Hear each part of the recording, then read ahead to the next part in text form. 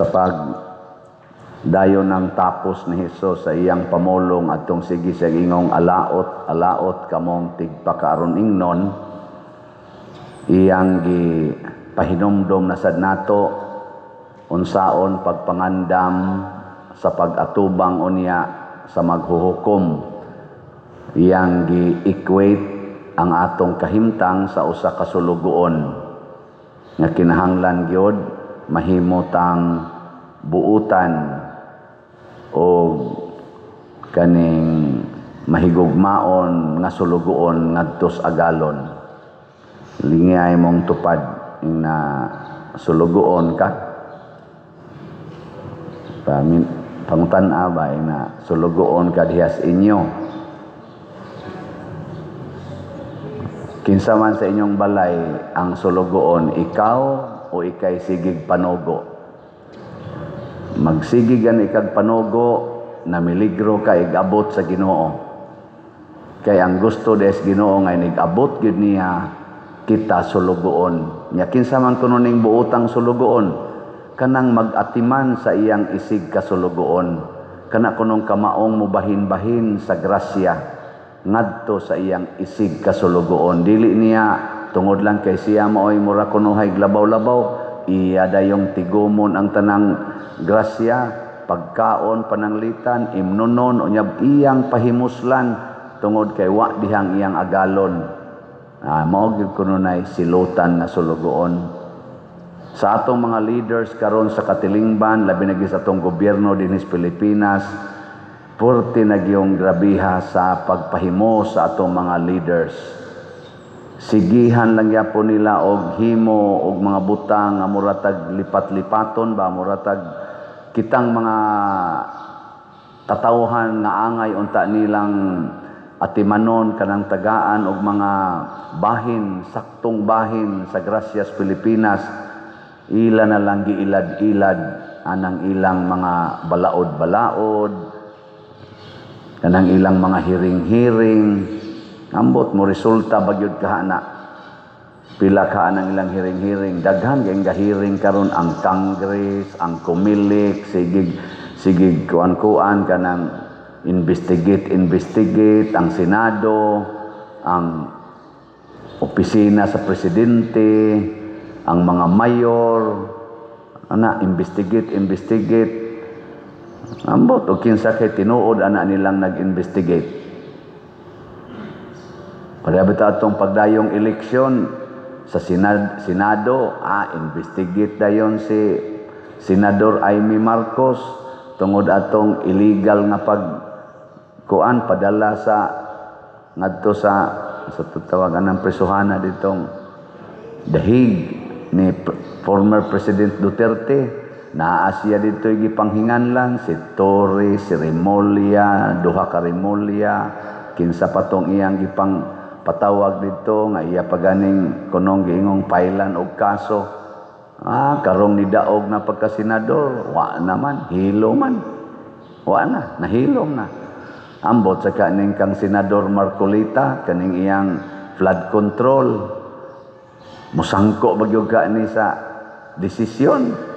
Doon na bagyog kahay manubag ani nga ila naman ginang gipang-angkon, hastang presidente ni angkon naman gyud. Nga daghan yung ghost projects nga ni cost og billions. Wagi siguro trillion pa na, walang madiskubrihing uban. Ambot mo sangko bagyog kana nga doon na gyud manubag ana aron mubayad, makabayad pabasad kaha. Kining klasihas mga leaders nga nalimot nga sila di ay mga sulugoon. Mauni ang matud pa ni Kristo inig abot na sa agalon tagud-taguron. Si San Agustin niagi pod siya anang pagkamapahimuslanon. Iyang gipahimuslan matud pa niya hapit tanang sala sa kalibutan labi na gining sinful sexual relationship. Kay murag naliwat nga si siyang papa kay adulterer man gitong iyang papa kana bang pahimos gyapon. Kamo wa mo nagpahimos. Wa mo? Niagi si Agustin anang puyo-puyo ana, pero sa sa dihang nakakita siya sa Ginoo, matod pa niya, my heart has been restless until it rests on you. Mao itong nakabisyo siya, mao itong nakahimo siya atong mga maong sala, kay nagpangita siya unsay katagbawan nga tinud-anay. Pero diha ragid siya natagbaw sa dihang nisunod na siya sa Ginoo. Ug unsa may iyang pagsunod sa Ginoo, biyaan ang tanang sala. Kanang pagka lustful, kanang honor, sige yung pangitaan ng honor nga sikat yung kayo, kanang power, pleasures, comfort. Daghan kaya itong mga naa sa gobyerno na may uban dihang gipang investigate. So daghanag mga luxury cars, luxury houses, luxury bags, mga bag na milyon-milyon na nga na. Gihatag pala na din makumpleto pa ning ato din hilipan. Among gi-analyze pag abot na sa hilipans ba karon iabot naman. Amo nang gisukod-sukod, nagisugda, nagbuslot kay itaod na karon basig mataod na ng upat or unsa ka hangtod ba ka ugma. Basta mning kamo tay ka Domingo mo andar siya. Among planos usa din usa sa dito speakers. Amo yung gi-analyze, murag di jud paigo ang kuan din usa lang. So among iduha din ani dapita niya, obserbahan lang kung angayan pangbutangan dito sa Loyo. Kay angayan pangimbutangan kuangan patag duha. So upat pa man atong napalit kay og anhay ibutang nga kamong niya sa tubangan di na mo maabot sa hangin. Mo nang giduol-duol na mo diri aron apil mo din sa hangin. Nya din amo sad kaabot ngadto sa Loyo. Gibutangan sa didto. Katong pinakaluyo ato lang wait and see lang ta didto. Angayan pa batong butangan. Og angayang butangan additional to. Napay ganahan mo donate diha. In kaso lang duha na lang ko ang 143,000. Duha na lang. Niya ato ning himo tungod kay mualagad tas katawhan. Ato bang ibahin-bahin? Ako diri di ako'y hangin. Nya kamo diha way hangin. Di ato gisang gastuan aron naa sad mo dihay inyong ventilation. Kay matud palagi ni Kristo iapod-apod gyud ang grasya. Magunsa ang pari diri nindot kaayo og ventilation na agyoy electric fan, sigahan pas mata ang sakristan basta dili gyud iayo ang electric fan. Nya kamo diha hulog yun, sige yung ana. Nya kamo pagi kolektahan, kamo pagi paduniton. Nya sige pamaypay. Loy kay mo. Amo na ning kamo ta nga bahin-bahin gyud. Nya ngato sa mga malumog kasing-kasing nga tubig-tubigan. Donate sad. Mga kuan man usa ka grupo og tulo ka pamilya ang niangkon aning maong ganing upat ka hilifans. Ato konong suwayan og paminaw ini kataod ani og makaandar ni karong Domingo ato lang obserbahan usa paigo maning upat og dige paigo butangan na tog 12 ka hilifans diya syarog di tamang lupad ana. Pero mo lagi nagkinahanglan tag mga buutang sulugoon, mga parishioners nato ba nga muhago sama sa mga taga Tesalonica matud pang San Pablo unsa may nakalipay namo kay paghumana mog sangyaw ninyo kamo nagpabilin nga lig-on sa inyong pagsunod sa among gisangyaw. Miantos pud mo, mihago mo mao na nga kami nakaginhawa migluag kay nakita namo nga di namo angayan nga sigihan pagyug agak. Pero lipay unta ming magkuyog tagbalik. Pero sa amo lang nabalitaan nga inyo yung gipuy-an ang pagtuo nga among gisangyaw, lipay nami. Ako nalipay pod ko isip pare, sige kog sangyaw dinhi. Pila pa lang ka simana kong nagsangyaw, daghan na kaayo ang nagpakita nga lig-on di ang inyong pagtuo dinhi. Kanilang hilipan sa nya human atong TV, nanay nang donate. Pila na lay kuwang sa atong TV? Sa 45 inches para aning ato mga haligi, duha na lang ka TV ang kuwang. Awa mo malipay. Nya dito sa gawas 75 inches to, usa na lang ang kuwang. Basin pa di ay hangtod karong Domingo nay mo ingon, Padre, mo ning i-donate ang among 75 or 100 inches nga TV. Di ibutang din nato sa gawas dayon. Duha na. Amot maabot ba gyud katong usa. Padre, di ami second hand ring TV nga 45 or 55 inches. Ato lang ning ibutang des haligi. So butang din na nato. Tingmon lang to butang di lang nato anam-anamon kay ug atong anam-anamon god murag kapoy kay ang technician siging cut-cut nya mahumana mosap ka na sa balik. May nang kausalang trabaho kay aron dito total di na magitay makita pero to anata dito duha na lay kuwang din isulod. Ang sunod ani kamera na sad. Kana bang kamera para sa atong live stream ba? Haron inig barog na ko dire, makita ninyo akong naong dihas TV. Andota na. Magpakabana lagi gid ta sa atong isig katao. Dili ba kay na moral ang tagwa ba? Ang atong silingan diha gisanapan nas baha. Nya ikaw diha tungod lang kay nataas imong balay, nya ikarabay nakaingon nga nibaha na nilunop na ng imong silingan. Sige lang jud kag lingkod-lingkod, tan-aw ng imong TV. Ana ra jud ka. Wa jud ka kahuna-huna nga uy ang akong silingan di ay wa nam din ni kalutsan ang tubig nila. Kay wa man ako buslutin ni akong koral na konkrito. Ako din ning gialihan di ay ang kuan kanini ang tubig. Ana ba? Ngilinga imong tupad. Inabudunit kag TV. Ina ba? Og nagan kay TV nya di nimo idunit na ikagi TV-hon. Ikagi mo salida ana ba? Bantay ka diha. Daw kay kastanan. Na. Kuan na gyud. Atiman na gyud ang imong silingan. Muna dinhi sa atong tubag sa Salmo miingon ta o Ginoo pun-a kami sa imong gugma ug mag-awit kami sa kalipay.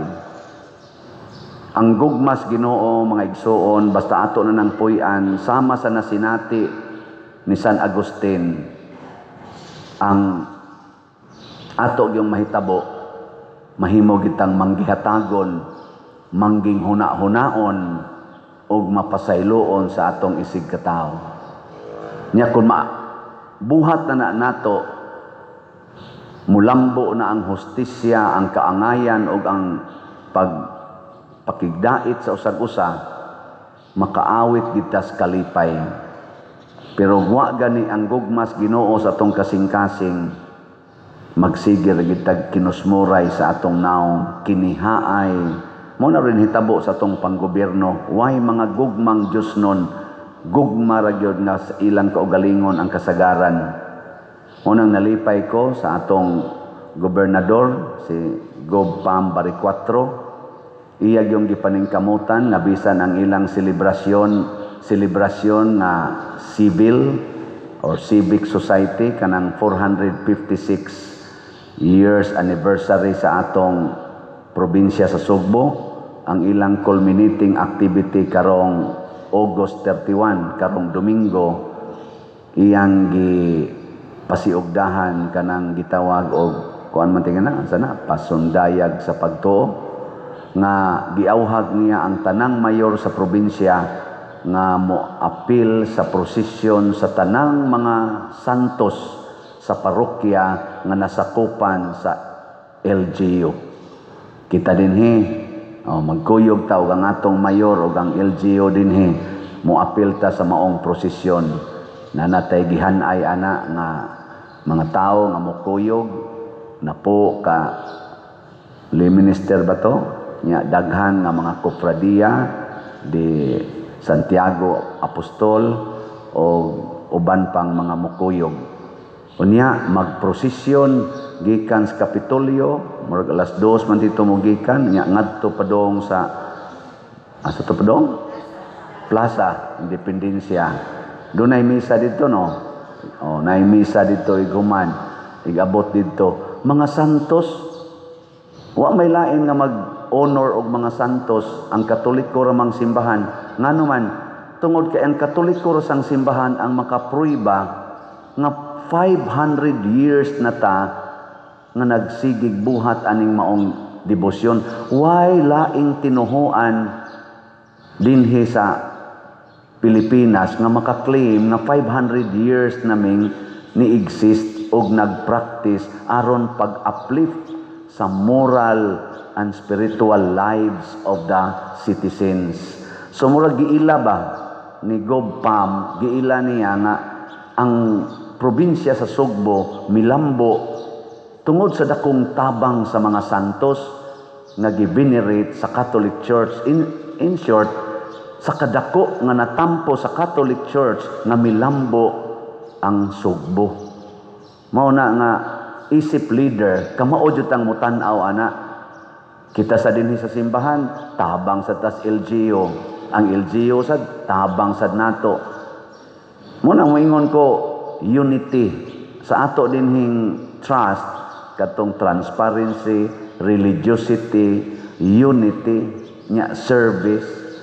Ato gina siyang tumanon. Bisan paglaing tinuhuan, kay kanang mga tagalaing tinuhuan, basta ila lang yung gipuy-an ang ilang doktrina, makatabang man gina pagpalambo sa atong moral and spiritual lives. Kana bang relationship sa Ginoo, importante kay na. Bisag unsa pay na magitay kalahian, Katoliko, lahi man tas born again og doktrina, ang Katoliko, Iglesia ni Cristo, Sabadista, UCCP, Baptist, lahi man gitag doktrina, pero doon natay gitawag og common ground. Unsa man nga miilata nga naatay espirituhanong kinabuhi nga angay atimanon, dili ra kining atong lawas, naa sad tay espiritu. Nilingay mong tupad ning na giatiman nimo imong kalag. Na ina ba nagiatiman nimo? Masigsige lang kag inom og maintenance para sa imong lawas. Dako kay kagastos maintenance sa imong lawas. Ang maintenance sa imong kalag kanang pagrosaryo kada adlaw, kanang pagkalawat kada adlaw kun mahimo, kanang pagkumpisal, kanang pagpakig-uli sa imong kaaway, kanang pagpasaylo. Mao man ay maintenance sa atong kalag. Siging pamalit anang maintenance, dadaan ang naang box nga murag puy-an nas kaka, kanang nabay mga, di ba kanang kaka, kaming kaka naman na yung mga compartment na lain-laing classes kaka, imo lain-laing sa colors tambal, pangbuntag, pangudto, ana. Ang kalag atiman na sa doy. Saman ka, sige raman ka na imong lawas. Mo na, mo appreciate yun ko sa lain-laing relihiyon na nagpalambo sad sa kalag. Nya kung magkabangi ang atong doktrina, di na lang na nato kayo tagaag dakong pagtagad. Atong ilhon lang na nato inighukom sa Ginoo. Nigkita nato dito, kita ko pastors born again. Brad, niali ka Brad. O asa man ka? Padong ko anang hukmanan Brad. Ikaw Padersiano, asa man ka padong? Padong sa ko anak Brad. Pareha ra man tag padulngan, hukman man ta, ug ang mohukom nato mao ang Ginoo. Matod pa sa Revelation chapter wa ko kay bao. Bogo man ko anang Bible. Angko lang jud ko anang sa ilo. Ako murag Revelation chapter 20. Inigbarog ko no nato didto ni adtong hukmanan ang tanang tao inila og dili inila muatubang gyud ni anang puti nga lingkuranan nga lingkuran sa maghuhukom sa tanang katawhan ug ang matag usa mudawat og husay. Dili kitay maghusay, dili kitay mag-away, dili kitay magdebate dinhi kung kinsay sakto, kinsay dili. Muna congratulations Gob Pam sa imong pagpalambo dili lang sa physical, pinaagi ng imong mga medical missions nga porti sa gyud kanindot karon, mga medical missions for the body na asa kay spiritual propagation. Nya ato nang iampo nga magmalampuson unta ang maong activity karong Domingo. Maayo untang panahon, maayo ang sitwasyon, ug mosangko unta sa panaghiusa sa katawhan dili sa pagkabahin-bahin. Pero mutuo man ta, kung magsunod tas kinabuhi sa mga santos ug sa Ginoo, magkahiusa gid ta. Musunod gani ta ning kwarta, magkagubot gid ta.